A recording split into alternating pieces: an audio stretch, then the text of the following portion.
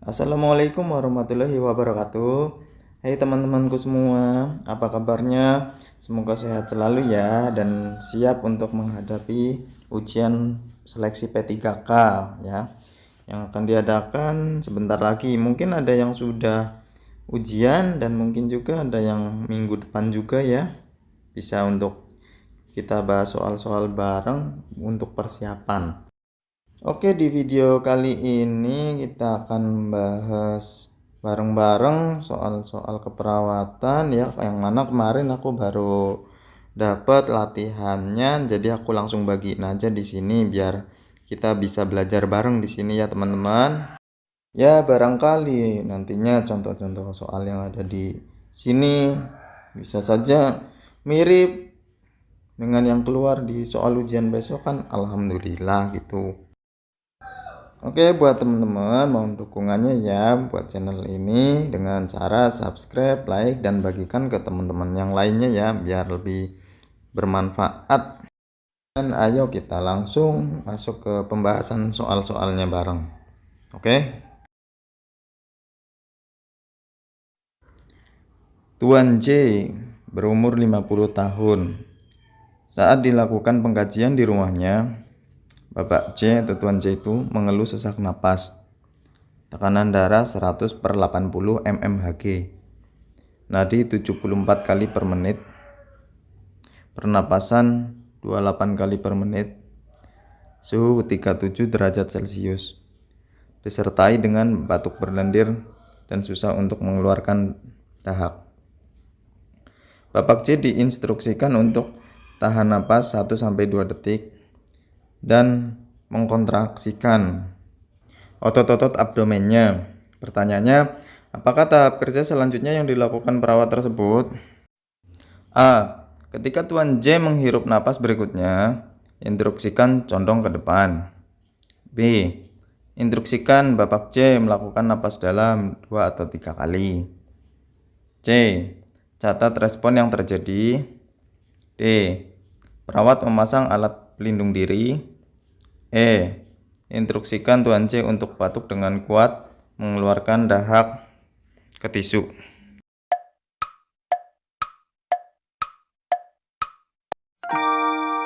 Ya, jadi jawabannya yang E. Instruksikan Tuan C untuk batuk dengan kuat mengeluarkan dahak ke tisu. Mengapa begitu? Itu kan di tahap-tahap batuk efektif ya. Bapak J udah jelas itu sedang diinstruksikan tahan napas 1-2 detik dan mengkontraksikan otot-otot abdomennya. Setelah tahan napas sebentar ya, kita langsung instruksikan Tuan J untuk batuk dengan kuat ya, supaya dahaknya bisa keluar ya, dan kita dampari pakai tisu supaya nggak kemana-mana. Oke, ke soal berikutnya. Seorang laki-laki berusia 55 tahun dirawat di ruang interna dengan keluhan nyeri dada. Pasien tersebut mengalami nyeri dada subeksternal bersifat intermiten dan menjalar ke lengan kiri selama 6 bulan terakhir. Nyeri pertama kali terjadi ketika melakukan kegiatan dan menurun ketika istirahat. Pasien menghabiskan 2 bungkus rokok per hari dan memiliki riwayat hipertensi dan dislipidemia. Hasil pengkajian, pasien mengeluh nyeri dada skala 3 dan sesak. Apakah pendidikan kesehatan yang utama pada kasus di atas? A. Diet rendah garam. B. Hindari merokok. C. Hindari fast food. D. Rutin olahraga. Atau E. Kontrol rutin.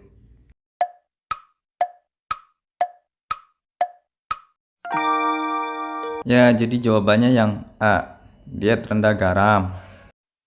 Kenapa begitu? Kenapa bukan yang B, hindari merokok? Ya, kalau yang B, hindari merokok, pasien hanya menghentikan merokok misalnya itu belum tentu menyelesaikan permasalahan pasien. Nah, di soal kan dijelaskan pasien mengalami nyeri dada sampai ke lengan kiri. Pasien juga mempunyai riwayat hipertensi dan dislipidemia. Nah, dari hal itu, maka pendidikan kesehatan yang utama diberikan ya dengan menganjurkan diet rendah garam. Soal selanjutnya, seorang laki-laki berusia 48 tahun dirawat di ruang interna dengan keluhan dada bagian tengah seperti tertekan sejak 6 jam lalu yang disertai keringat dingin. Hal ini berlangsung lebih dari 20 menit dan baru pertama kali dirasakan. Pasien juga dikenal sebagai perokok berat dan tidak suka berolahraga. Tekanan darah 100/80 mmHg, nadi 100 kali per menit, napas 22 kali per menit, suhu 36 derajat Celcius. Perawat mengangkat diagnosa penurunan curah jantung. Pertanyaannya, apakah hasil yang diharapkan pada diagnosa keperawatan tersebut? A. Perfusi perifer efektif. B. Curah jantung kembali efektif. C. Oksigenasi jaringan memadai. D. Balans cairan seimbang. Atau E. Status hemodinamik efektif.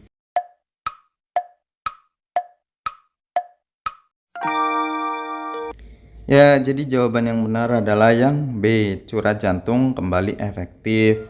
Kenapa begitu? Nah, kan udah jelas banget tuh kata kuncinya di soal. Perawat mengangkat diagnosa penurunan curah jantung. Jadi dari diagnosa keperawatan tersebut, hasil yang diharapkan yaitu curah jantung pasien kembali menjadi efektif. Lanjut ke soal berikutnya. Seorang laki-laki usia 28 tahun dirawat di ruang interna dengan keluhan demam sejak 3 hari lalu, disertai sakit kepala, nyeri punggung, mual, nafsu makan menurun, dan lemah. Saat ini adalah hari keempat. Hasil pengkajian didapatkan bintik merah pada lengan dan kaki, epistaksis, bibir kering, turgor jelek, mata cekung. Tekanan darah 90/60 mmHg, nadi 110 kali per menit, suhu 38,8 derajat Celcius, pernapasan 22 kali per menit. Pertanyaannya, apakah masalah keperawatan utama pada kasus tersebut? Yang A. Ketidakseimbangan nutrisi kurang dari kebutuhan. B. Resiko tinggi infeksi. C. Kurangnya volume cairan dan elektrolit. D. Hipertermi. E. Nyeri akut.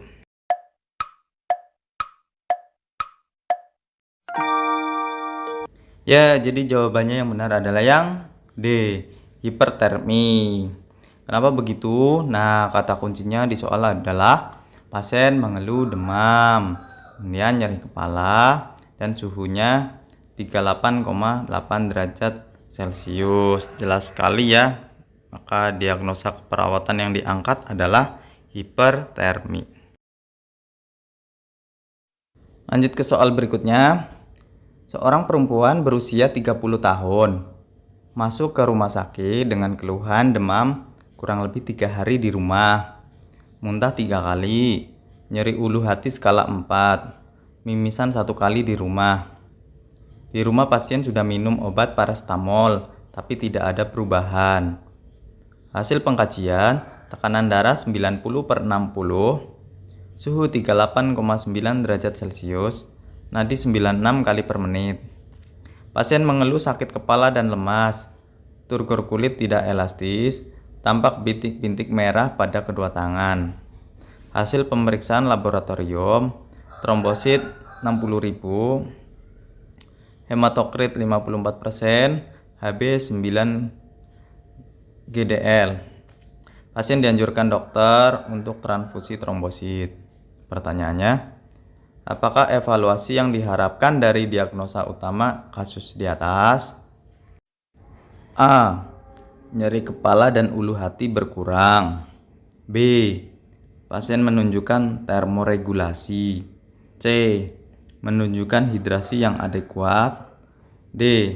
keseimbangan jumlah makanan yang masuk ke dalam tubuh selama 24 jam.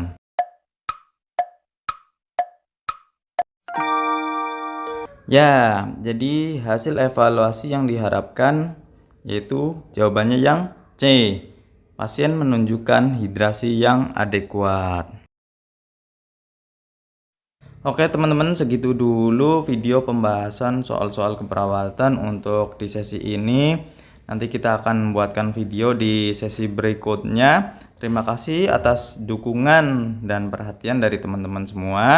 Sampai jumpa di video berikutnya ya. Wassalamualaikum warahmatullahi wabarakatuh.